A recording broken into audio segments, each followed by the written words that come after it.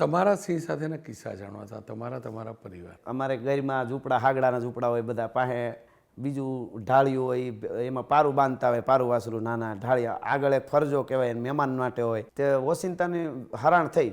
હરાણ એટલે સિંહની વાઇસ આવે ને, વાઇસ તો ભેહું હરાણ્યું નાખે, ફૂ ફૂ ફૂ. એકવાર જોકમાં પેલા થાય, જોકમાં બી એને હરાણ કહે. હરાણ થાય એટલે ગોળ ઘાય જાગી જાય, બત્તી કુવાડી જે હાથમાં લાકડી લે એટલે હરાણ થઈ. હજી 2 હરાણ થઈને હજી મારા બાપુ આમ બેઠા થયા, ત્યાં તો બાણ થયું સીધું. બાણ એટલે સિંહની જે ગરજના હોય એવી જ ગરજના ભેહું કરે, એને બાણ નાખ્યું કે ઓ એમ, એટલે બાણ થયું સીધું. એટલે મારા બાપુ ઊભા થઈ ગયા બત્તી લઈને, તે હું ઊભો થઈ ગયો 7-8 વર્ષ. પારું બાંધવાનું જે ડેલો કહેવાય, ફરજો કે મેં એવું બધું કહે, એનું એની જે વ્યવસ્થા કરેલી ઢાળીઓ હોય એમાં કરી ગયો. બરોબર પાડીને આમ મોઢું મારવા જાય હાવજ, તો મારા બાપુનું હું બે પાસે પૂગી ગયા. મારા બાપુને બત્તી સિવાય કઈ હાથમાં નહીં, ફેરવીને પેટાળમાં પાટું મારી, મને હજી યાદ છે. આમ એવી પાટું મારા બાપુ ધડ દઈને મારી, ફટાક દઈને થયું. ત્યાં તો આમ પકડવા જતો તો ઉલળી ભીતમાં ભટકાણો, હાવજ ભીતમાં ભટકાણીને પાછો વળ્યો. તો પાછો આમ કરીને મારવા ગયા, બીજી પાટું લાગી નહીં, પણ ત્યાં તો એને વખત ન આવવા દીધો, મોકો જડી ગયો ભાઈ. તમને ક્યારે સિંહે દોડાયેલા?